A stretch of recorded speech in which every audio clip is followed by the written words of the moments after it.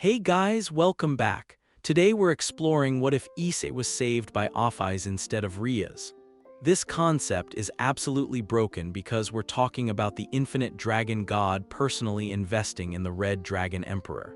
Ophis can rewrite reality, casually erases other dragon gods, and has literally infinite power. Now imagine all that focused on enhancing one human, not through devil reincarnation, but direct power sharing from the most overpowered being in existence. So we thought, what if this cosmic-level entity falls in love with a human? This story follows Issei getting enhanced by infinite power, becoming the center of supernatural politics, and teaching a dragon god how to love. Reality-bending romance that literally reshapes the multiverse. Smash that like button, subscribe, and hit the bell. Let's dive into this masterpiece. The dimensional pocket Ophis created for their training sessions had become as familiar to Issei as his own bedroom over the past 2 weeks. The crystalline cavern with its impossible geometry and flowing streams of liquid starlight now felt like a second home, a place where he could push his limits without fear of destroying half of Cute Town in the process. But today, something was different. Ophis stood at the center of their usual training space, but her normally perfect posture seemed slightly unsteady. Her pale skin, which usually glowed with inner radiance, appeared almost translucent, and when she moved to create their practice targets, her gestures lacked their characteristic fluid precision. "Are you all right?" Issei asked, concerned by the subtle changes in her demeanor. "Continue with your exercises," Ophis replied, avoiding his question. "Focus on integrating the 7th boost level with dimensional manipulation." But even as she spoke, Issei could feel something wrong through their bond. The usual steady flow of infinite power between them felt strained, like a river running low in drought season. And beneath the surface, he sensed something he'd never felt from her before: exhaustion. Partner, DxD's voice carried notes of worry. "Something is affecting her, the power she's channeling through our bond. It's taking more from her than it should." "What do you mean? Infinite power should be exactly that, without limit or cost. But what she's sharing with you has been filtered somehow, made compatible with your finite nature. That process requires constant energy expenditure, even for a dragon god." Issei's training session came to an abrupt halt as the implications hit him. "You're saying she's been draining herself to enhance me?" "I'm saying that sharing infinity with a finite being may be more taxing than even she anticipated." As if to confirm DxD's suspicions, Ophis swayed slightly on her feet. The movement was so subtle that anyone else might have missed it, but through their bond, Issei felt the wave of dizziness that accompanied it. "Stop," he said firmly, dismissing the boosted gear and moving toward her. "We're stopping the training session. The exercises are not complete," Ophis protested, though her voice lacked its usual absolute certainty. "The exercises can wait." Issei reached her side just as another wave of weakness hit her through their connection. "You're exhausted. I am the infinite dragon god. I do not experience." Her words cut off abruptly as her legs gave out. Issei caught her before she could fall, his enhanced reflexes allowing him to support her slight weight easily. Up close, the signs of her condition were even more apparent. Faint dark circles under her eyes, skin that felt almost feverishly warm, and a tremor in her hands that spoke of genuine fatigue. "You're experiencing it now," Issei said gently, carefully lifting her in his arms. "When was the last time you rested?" "I do not require rest. The concept of fatigue is foreign to beings of infinite power," Issei finished. "But you've been sharing that infinite power with someone finite for weeks. Maybe the rules are different now." Through their bond, he could feel her confusion and something approaching panic. This was completely outside her experience. For eons, she had been a constant, unchanging force of nature. The idea that she could be affected by something as mundane as exhaustion was fundamentally challenging to her sense of self. "I don't understand what's happening to me," she admitted quietly, and the vulnerability in her voice made Issei's chest tighten with protective instincts he didn't know he possessed. "Then let's figure it out together," he said, dissolving their training dimension and returning them to the warehouse. "But first, you need to rest." "I don't know how to rest." The simple confession was so at odds with her usual omnipotent confidence that Issei almost smiled. Here was a being who could reshape reality with a thought, and she didn't know how to take a nap. "I'll teach you," he said, settling her gently on an old couch someone had left in the warehouse. "Just like you've been teaching me." What followed was perhaps the strangest reversal of their usual dynamic. Instead of Ophis guiding Issei through exercises in power manipulation, he found himself explaining basic human concepts like fatigue, recovery, and the restorative value of sleep. "Close your eyes," he instructed, settling beside her on the couch. "Focus on letting your mind go quiet instead of constantly processing infinite variables." "That seems inefficient," Ophis murmured, but she followed his guidance anyway. Efficiency isn't always the point. Sometimes the mind needs downtime to process experiences, consolidate memories, and just be. As she gradually relaxed, Issei became aware of just how much their bond had deepened over the past weeks. He could feel her breathing slow, sense the gradual unwinding of the vast consciousness that normally held the entirety of existence within its awareness. For the first time since he'd known her, Ophis felt human-sized. "This is strange," she whispered, her head coming to rest against his shoulder. "I can feel my awareness contracting, focusing on this moment instead of all moments simultaneously. Is it unpleasant?"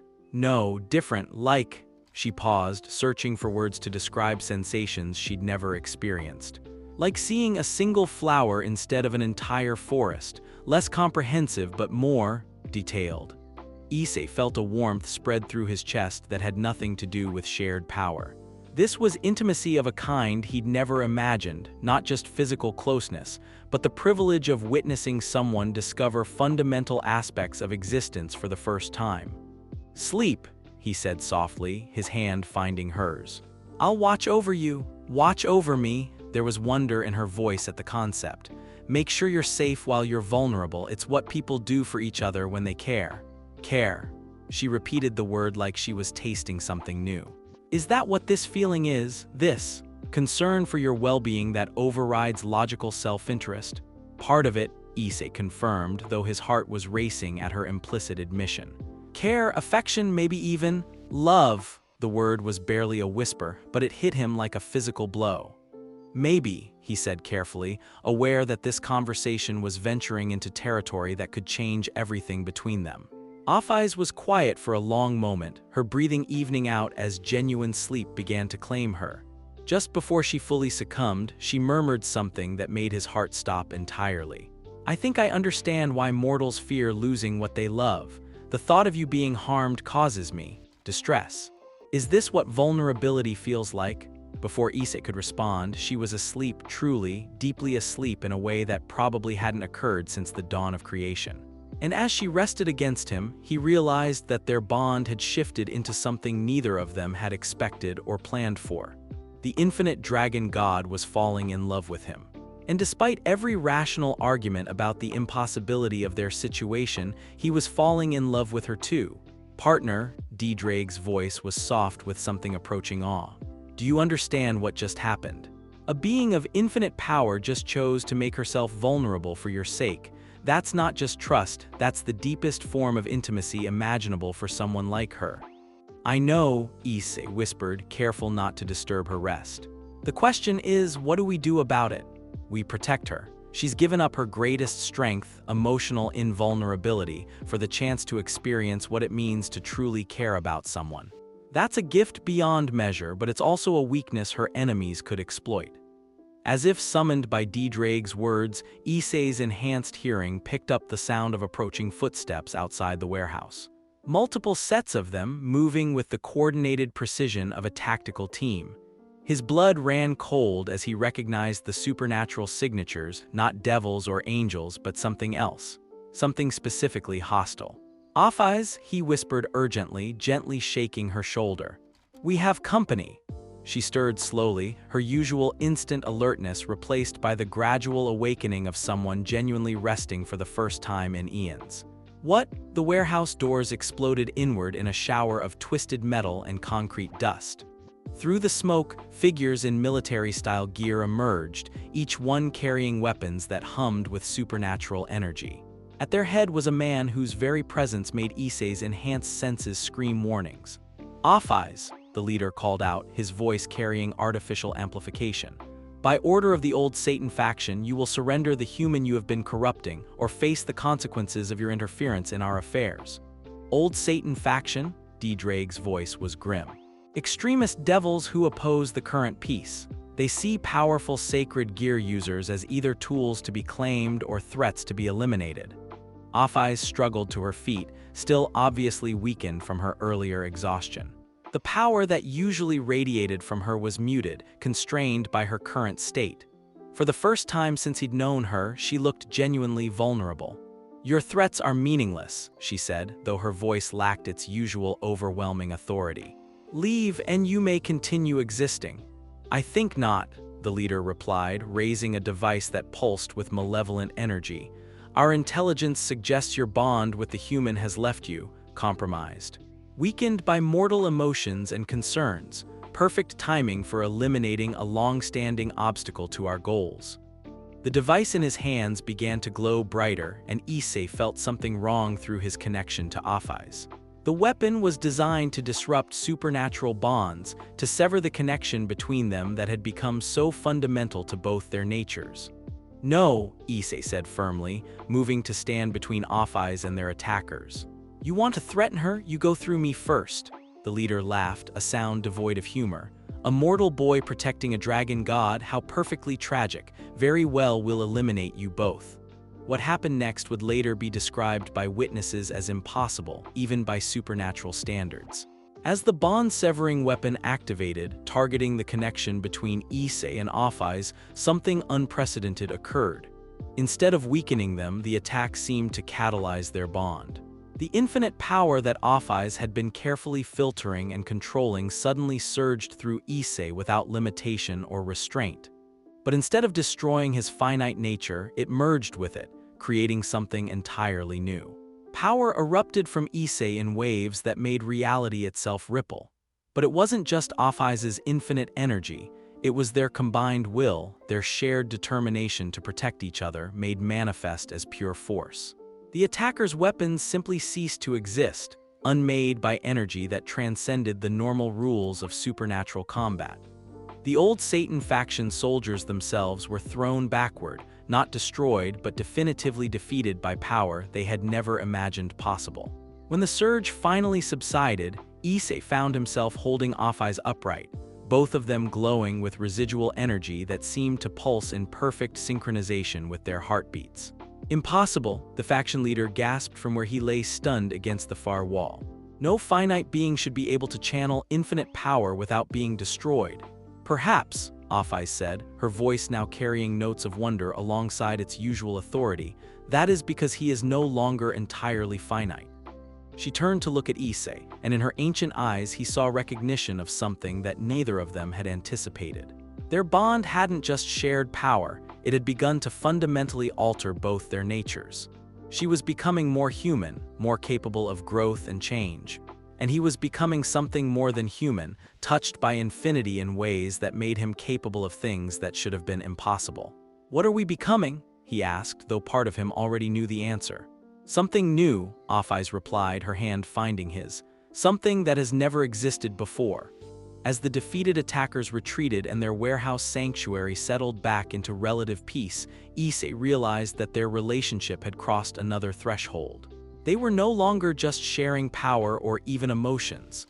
They were evolving together into something that transcended the traditional boundaries between finite and infinite, human and divine. The question was whether the supernatural world would be able to accept what they were becoming, or if their very existence would be seen as a threat too dangerous to allow. Looking at Ophis, seeing the genuine affection and protective instincts that had replaced her earlier clinical interest, Issei decided that whatever challenges lay ahead, they would face them together. After all, they had already achieved the impossible simply by choosing to care about each other. Everything else was just details. The emergency summit meeting convened at precisely noon in the neutral conference chamber beneath Kyo Academy. Representatives from all three major factions had arrived within hours of the old Satan faction's failed assault, their faces grim with concern about the implications of what had occurred. Issei sat at the polished obsidian table feeling completely out of place among beings whose power could reshape nations. To his left, Ophis maintained her characteristic composure, though he could sense her lingering weakness through their bond. She had recovered significantly from her earlier exhaustion, but the effort of their combined power surge had taken more from her than she would admit. Across from them, Surzech's Lucifer, the current Mao and Ria's older brother, studied them with calculating crimson eyes. His easy smile couldn't quite hide the concern beneath as he processed intelligence reports from the previous night's incident. "Let me ensure I understand the situation correctly," Surzech said, his voice carrying the authority of ultimate devil nobility. "A strike team from the old Satan faction attempted to eliminate both of you using bond-severing technology. Instead of weakening your connection, the attack somehow catalyzed it, resulting in a power manifestation that our sensors are still struggling to classify." "Your sensors are inadequate," Ophis stated matter-of-factly. "What occurred transcends normal supernatural classification systems." "Which is precisely what concerns us," Michael interjected from his position at the table's head. The Archangel's presence was almost overwhelming, pure divine authority made manifest, yet tempered with genuine compassion. When new forms of power emerge without precedent or understood limitations, it affects the stability of all our treaties and agreements. Azazel, the Governor General of the Fallen Angels, leaned back in his chair with characteristic casualness. But his golden eyes were sharp with scientific curiosity as he studied readouts on a tablet. "The energy signatures we detected were fascinating, infinite power, but somehow constrained and focused rather than chaotic. It's like watching a nuclear reaction contained in a teacup." "The human element," Michael observed, his gaze settling on Issei with something approaching sympathy. "Infinity guided by finite will and purpose. Theoretically impossible, yet clearly occurring. Try not to feel like a laboratory specimen, partner," DxD advised drily, "though I admit their fascination is understandable. What we accomplished last night should have killed you several times over." "Issei-kun," Surzech said, his tone shifting to something more personal, "I need to understand your perspective in all this. You're the human element in an equation that's reshaping supernatural power dynamics. How do you see your relationship with Ophis?" The question hung in the air like a loaded weapon. Issei could feel the weight of multiple gazes on him, supernatural beings whose decisions could affect millions of lives waiting for his answer. Through their bond, he sensed Ophis's tension, not fear exactly, but acute awareness that his words could determine how the major factions viewed their connection. "She saved my life," Issei said simply, "and in the weeks since then she's become important to me, more important than I ever thought anyone could be." "Important how?" Michael pressed gently. Issei felt heat rise in his cheeks, but he forced himself to meet the Archangel's gaze. "I think I'm in love with her, and I think she might feel the same way about me." The silence that followed was deafening. Azazel's eyebrows rose toward his hairline.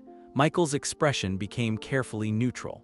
Surzech looked like he was trying to process information that challenged everything he understood about dragon gods and human relationships. "Love," Surzech repeated slowly, "between a human teenager and the infinite dragon god.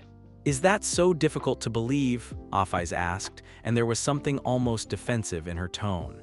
"Humans form emotional attachments constantly. Why should my nature preclude similar development?" "Because your nature is infinite and unchanging," Azazel pointed out.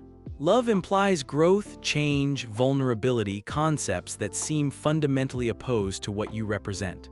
"Perhaps what I represent is evolving," Ophis replied, her dark eyes settling on Issei's face. "Perhaps infinity becomes more meaningful when it has a finite point of reference." "Partner," she just openly admitted to personal evolution in front of the three most powerful political figures in the supernatural world.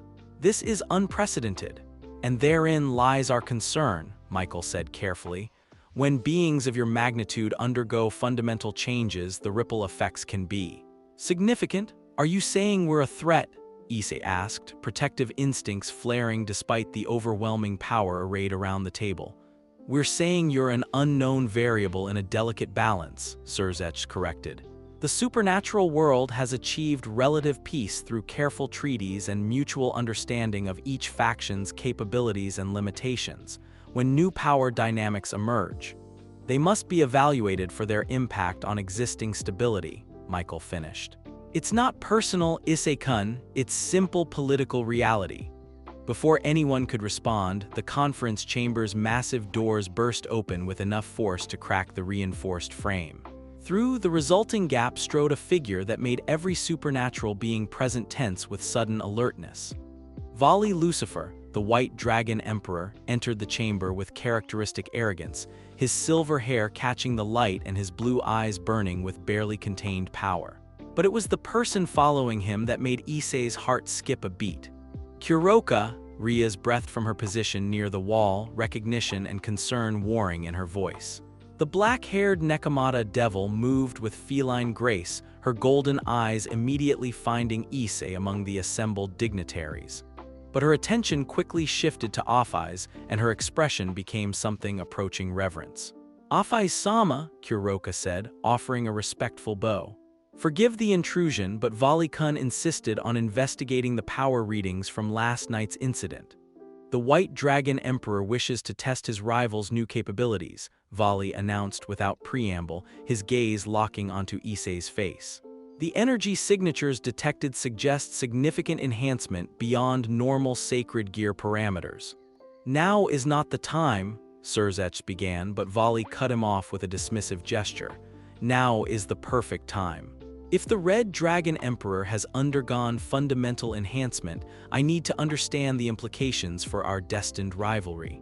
"He's not wrong, partner.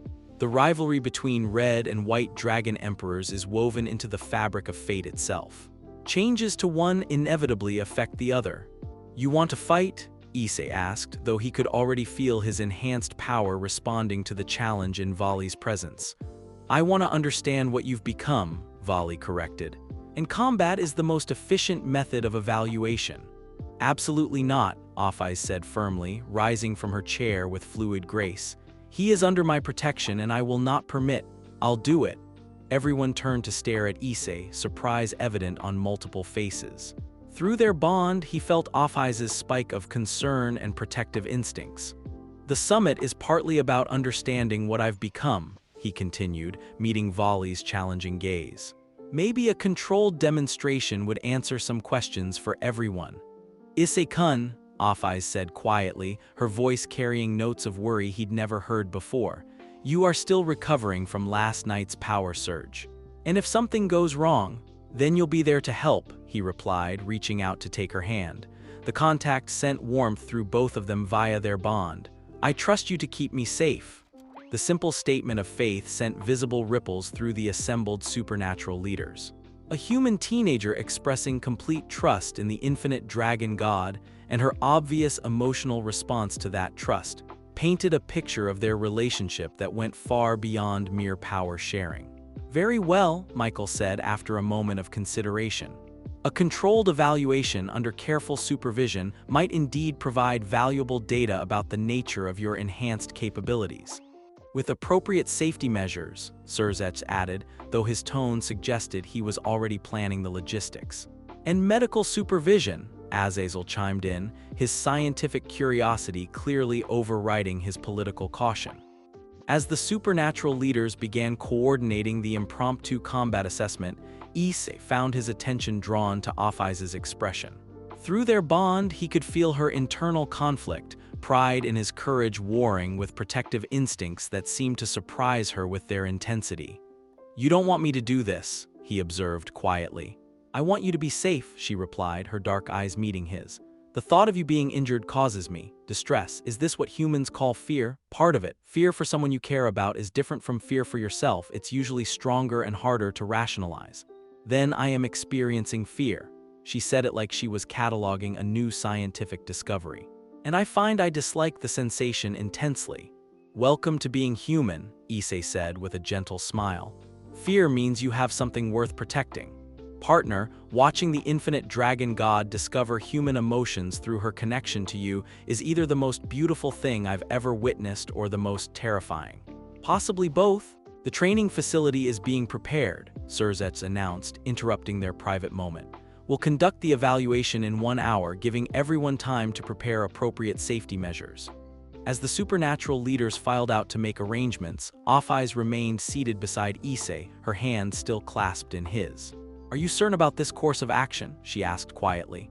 "No," he admitted, "but I think it's necessary. These people need to understand that what we have isn't a threat to the balance of power, it's something new that could potentially help maintain it. And if the demonstration reveals capabilities that concern them rather than reassuring them," Issei considered the question seriously, "then we'll deal with whatever comes, together."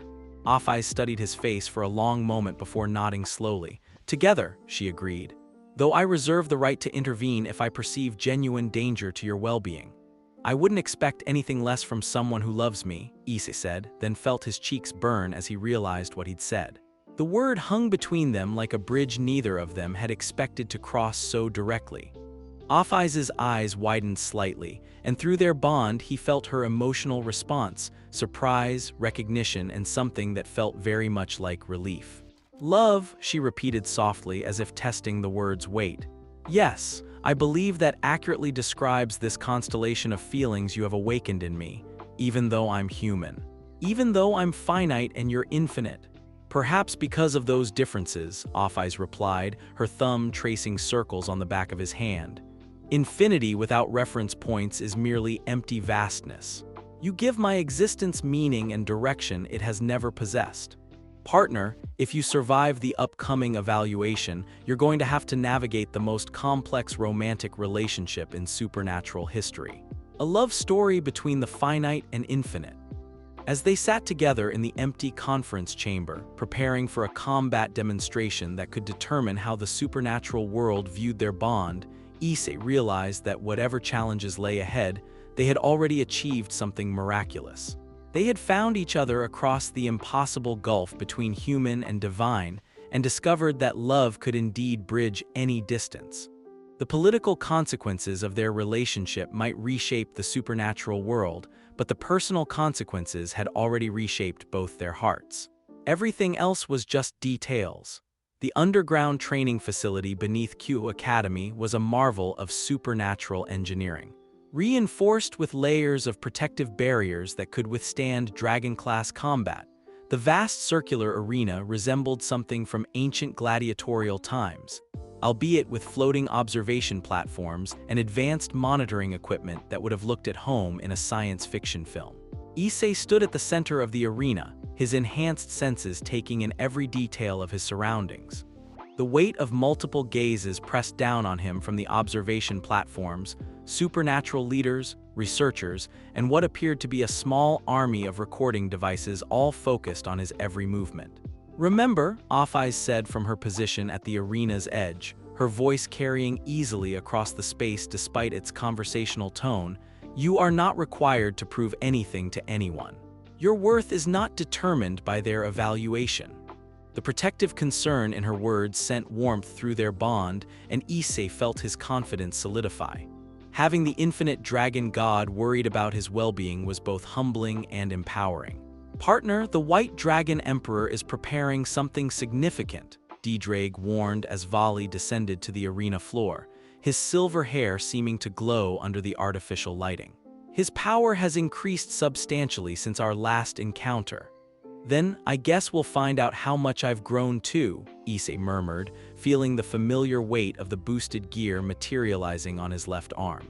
Voli landed gracefully about 30 feet away, his blue eyes burning with anticipation. The divine dividing appeared on his back in a flash of silver light, its wings spreading to cast dramatic shadows across the arena floor. "Before we begin," Surzets announced from the primary observation platform, "let me remind everyone that this is an evaluation, not a death match. The moment either participant appears to be in genuine danger, the exercise will be terminated." "Understood," Voli replied, though his tone suggested he found the restrictions disappointing. "The same applies to any external interventions," Azazel added pointedly, his gaze settling on Ophis. "We're here to observe the Red Dragon Emperor's capabilities, not witness a demonstration of Dragon God power." Ophis's expression remained neutral, but through their bond Issei felt her reluctant agreement. She would honor the restrictions, but her protective instincts were clearly on high alert. "Ready when you are, rival," Voli called out, power beginning to gather around him in visible waves. Issei took a deep breath, reaching for the connection between his sacred gear and the infinite energy Ophis had shared with him. The power responded immediately, but it felt different now, more integrated, more naturally his own rather than borrowed strength. Boost, the first enhancement, sent familiar energy coursing through his system, but alongside DxD's draconic might came something new. The infinite power that Ophis had gifted him didn't feel separate anymore. It had become woven into the very fabric of his enhanced being. Interesting, Voli observed, his enhanced senses obviously detecting the change. Your power signature is completely different from our previous encounters. Boost. The second enhancement brought with it a flood of awareness that stretched beyond normal human perception. Issei could sense the flow of energy throughout the arena, the emotional states of the observers above, even the dimensional stability of the space around them. But most clearly, he felt Ophis, her concern, her pride, her love flowing through their bond like a golden thread connecting their souls. Your turn, Issei said, settling into a combat stance that felt more natural than it ever had before. Divide.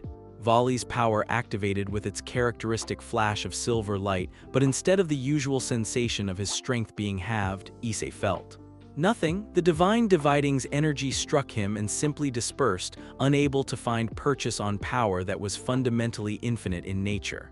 What? Voli's eyes widened in shock. That's impossible. Nothing is immune to divine dividing. Apparently infinite power is, DxD observed with satisfaction. Hard to divide something that has no fixed quantity. Boost. The third enhancement pushed Issei's awareness even further, and suddenly he could perceive things that normal senses couldn't detect. The fabric of reality itself became visible to him, a complex web of energy and possibility that surrounded everything. And threaded through it all was his connection to Ophis, blazing like a constellation in the darkness. My turn, Issei said, and moved. His enhanced speed carried him across the arena in the blink of an eye, but he wasn't just moving through space, he was moving through the possibilities he could now perceive. Instead of charging straight at Voli, he followed probability streams that showed him the optimal path to his target. Voli barely got his wings up in time to block the strike, and even then the force of Issei's punch sent him skidding backward across the arena floor. Incredible, he breathed, genuine admiration mixing with competitive fire in his expression. You're not just stronger, you're fundamentally different. Boost.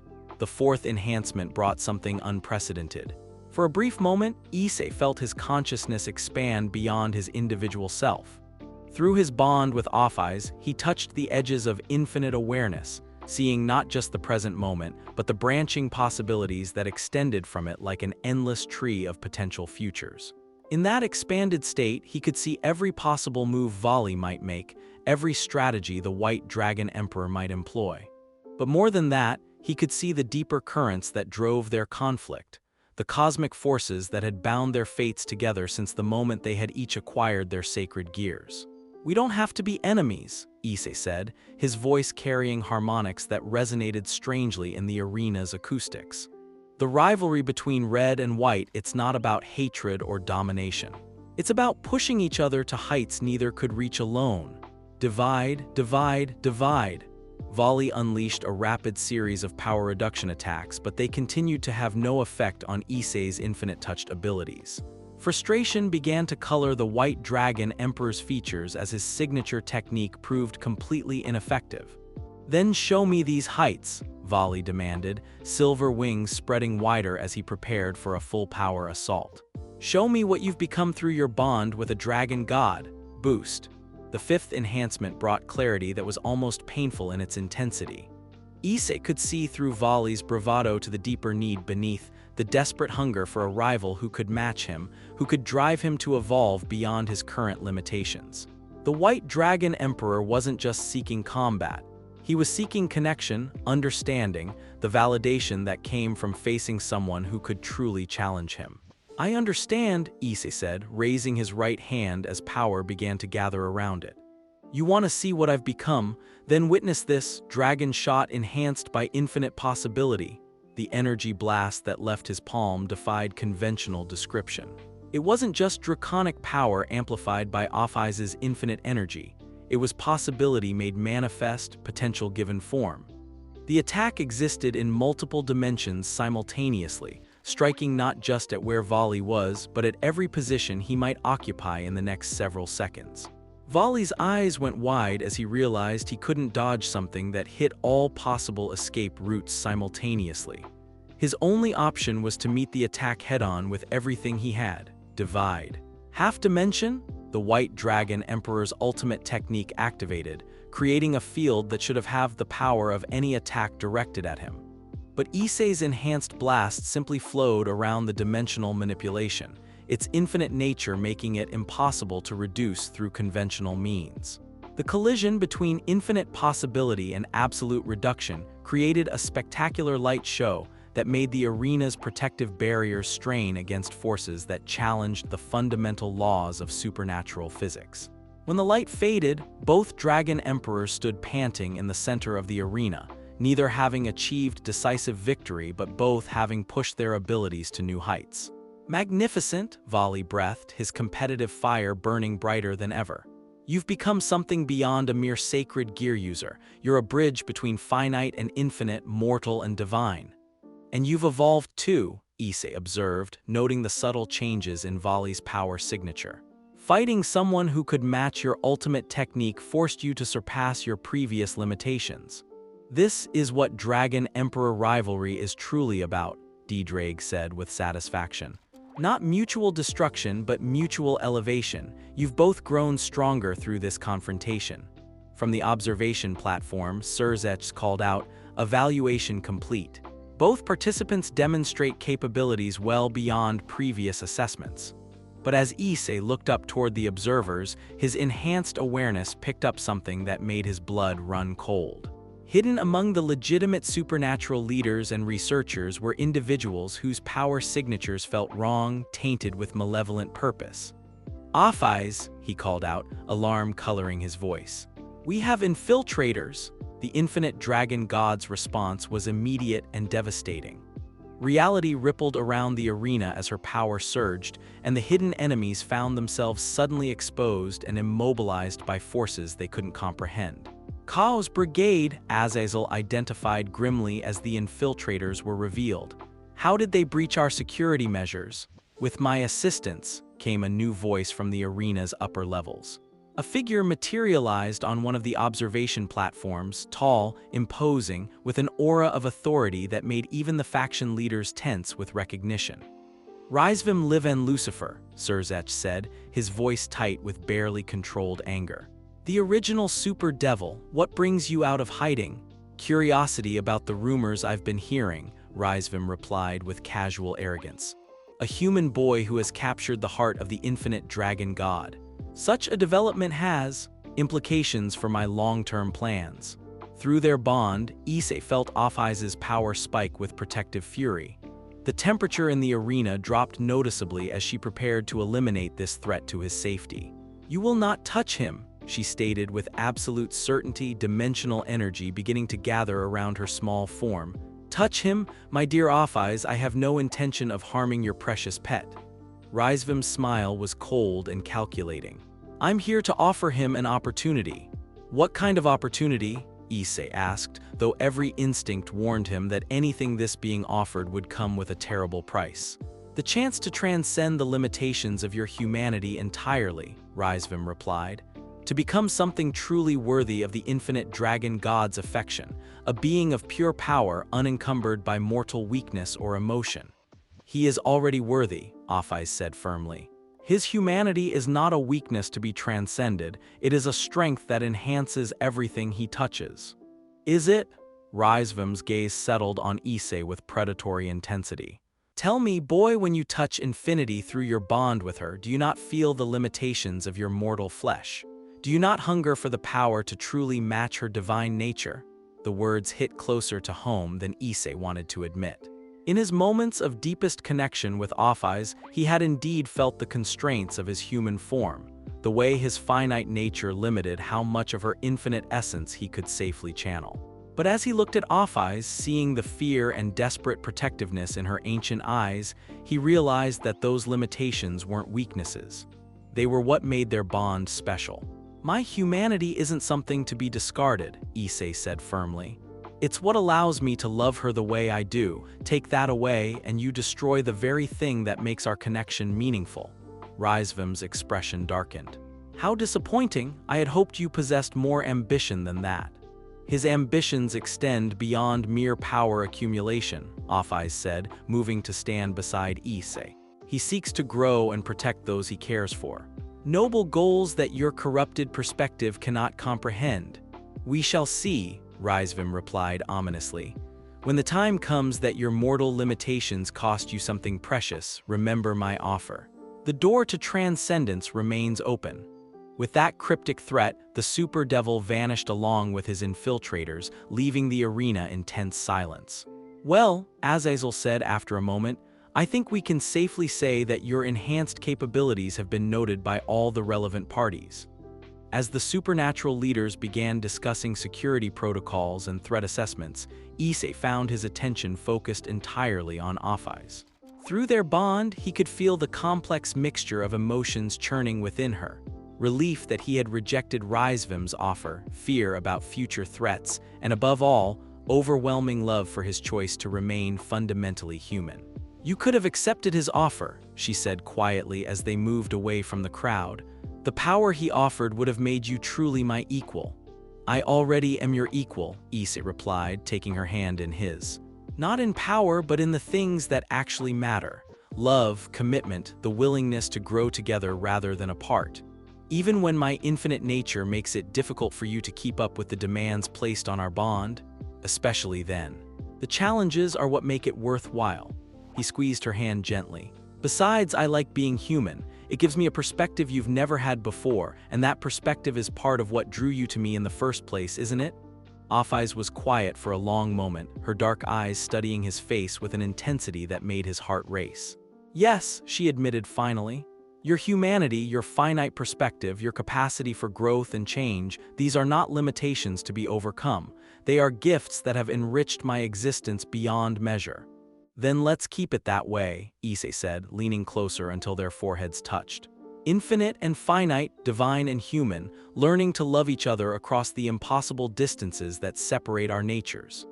"Together," Ophis agreed, and in her voice he heard the promise of eternity spent exploring the depths of connection between two beings who should never have found each other, but somehow had. As they stood together in the aftermath of political maneuvering and supernatural threats, Issei realized that their love had already achieved something miraculous.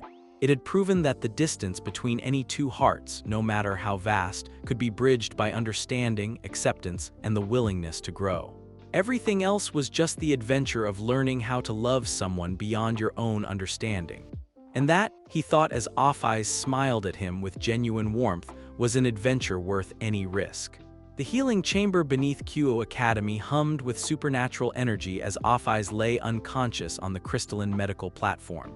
Her normally radiant skin was pale, almost translucent, and her breathing was so shallow that Issei had to watch carefully to confirm she was still alive. The sight of her vulnerability sent waves of panic through him that he struggled to suppress. The dimensional backlash from blocking Risevim's final attack has severely disrupted her energy matrix, Azazel explained, his scientific instruments displaying readouts that looked more like abstract art than medical data. For a being of infinite power, this level of system disruption is unprecedented. "Will she recover?" Issei asked, though he wasn't sure he wanted to hear the answer. Through their bond, he could feel her presence, distant and flickering like a candle in a hurricane, but still there. "Unknown," Michael admitted with uncharacteristic uncertainty. "Our understanding of dragon god physiology is limited under the best circumstances. When you add the complicating factor of her bond with you, the bond is what's keeping her stable," Serzech observed, studying the energy readings with professional interest. "Look at these resonance patterns. Her power is cycling through your connection, using your humanity as an anchor point while her infinite nature recovers from the trauma. Partner, she nearly unmade herself to protect you from that final attack," DxD said softly. "When Risevim channeled that reality-destroying energy directly at you, she didn't just block it, she absorbed it into herself to prevent any possibility of it reaching you. She sacrificed herself for me," Issei whispered, the words tasting like ashes in his mouth. "Just like I would have done for her. And therein lies the problem," Azazel said grimly. When beings of vastly different power levels form emotional bonds, the stronger party often makes catastrophic decisions to protect the weaker one. It's one of the reasons such relationships are typically discouraged. Are you saying we shouldn't be together? Issei's voice carried dangerous undertones as his enhanced power responded to his emotional state. I'm saying that love makes even omnipotent beings vulnerable in ways they've never experienced before, Azazel replied carefully. And enemies will exploit that vulnerability without hesitation. As if to prove his point, Ophis stirred on the medical platform, her dark eyes slowly opening to focus on Issei's face. The relief that flooded through him was so intense that several monitoring devices sparked and went dark. "You're alive," she whispered, her voice carrying only a fraction of its usual authority.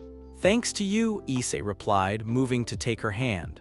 The moment their skin made contact, energy flowed between them, not just his power supporting her, but something deeper. Their bond pulsed with shared relief, love, and the profound recognition of how close they had come to losing each other. "The attack was designed to exploit our connection," Ophis said, struggling to sit up despite the medical equipment surrounding her. "Risevim understood that threatening you would provoke an emotional response that would override my tactical judgment. And it worked," Issei said, guilt coloring his voice. "You nearly destroyed yourself because of me." "No," Ophis's grip on his hand tightened with surprising strength. "I nearly destroyed myself because I chose to value your safety over my own preservation. That choice was mine to make. Listen to her carefully, partner. She's trying to tell you something important about the nature of love and sacrifice." "But that's exactly what Azazel is worried about," Issei protested. "If loving me makes you vulnerable to manipulation, then we learn to be smarter about how we express that love," Ophis interrupted. "We do not abandon it simply because it carries risks." She struggled to her feet despite the protests of the medical staff, power beginning to flow back into her small form as her connection to infinity reasserted itself. But Issei could sense through their bond that she was still far from fully recovered. "The attack revealed something significant," she continued, her voice growing stronger with each word. "The energy Risevim used was specifically designed to disrupt bonds between supernatural beings. This suggests a larger campaign targeting connected pairs throughout our community." "Other couples like us?" Issei asked. "Bonded pairs, mated dragons, devil families with strong emotional ties, any relationship that creates strategic vulnerabilities through emotional attachment." Ophis's expression darkened as the implications became clear. "He intends to weaponize love itself." The healing chamber fell silent as everyone present processed the scope of what they were facing. An enemy who could turn their deepest connections against them represented a threat unlike anything the supernatural world had encountered before. "We need to warn the other factions," Sirzech said grimly. "If Risevim is targeting emotional bonds systematically, he'll start with the strongest and most visible examples," Michael finished. "Which means you two are likely his primary targets." "Let him come," Issei said, his power flaring with protective instincts. "If he wants to use our love against us, he'll find out that it's also our greatest strength." "How can you be so confident?" Azazel asked, genuine curiosity overriding his scientific detachment. Issei looked at Ophis, seeing his own determination reflected in her ancient eyes. Through their bond, he felt the depth of her commitment, not just to protecting him, but to growing together in ways that transcended the simple categories of finite and infinite. "Because what we have isn't just love," he said, his voice carrying conviction that surprised even himself. "It's evolution. We're becoming something new together, something that's stronger than either of us could be alone." "Evolution implies change, growth, adaptation," Ophis added, her power continuing to stabilize as their connection reinforced her recovery. "Risevim's attack assumed our bond was a static weakness to be exploited. But bonds that grow stronger under pressure cannot be broken by the same methods that work against stagnant relationships. They're describing a form of symbiotic evolution that I've never seen before," DxD observed with wonder. "Their bond isn't just sharing power, it's actively transforming both of them into something greater than the sum of their parts." "Show me," Azazel said, his scientific curiosity fully engaged. If your bond is truly evolving rather than simply deepening, there should be measurable changes in your respective energy signatures. Ophis looked at Issei questioningly, and he nodded his consent. Together, they allowed their bond to fully manifest, no longer hiding or constraining the connection that had become fundamental to both their natures. The effect was immediate and spectacular. Energy cascaded around them in patterns that defied conventional understanding. Infinite power shaped by finite will, human emotion amplified by divine authority, mortality and eternity dancing together in perfect harmony. But more than that, their individual essences began to blur at the edges. Issei felt his consciousness expand beyond human limitations while Ophis experienced the focused intensity of mortal perspective. They remained distinct individuals, but individuals who had become part of something larger than themselves. Incredible, Azazel breathed, his instrument struggling to process readings that challenged every theoretical framework. You're not just bonded, you're becoming complementary aspects of a single greater being. A being that combines the best of both natures while transcending the limitations of either, Michael observed with something approaching awe. And that, Surzech said with dawning understanding, is why Risevim sees you as such a threat. You represent a form of evolution that could fundamentally change the nature of supernatural relationships and power structures.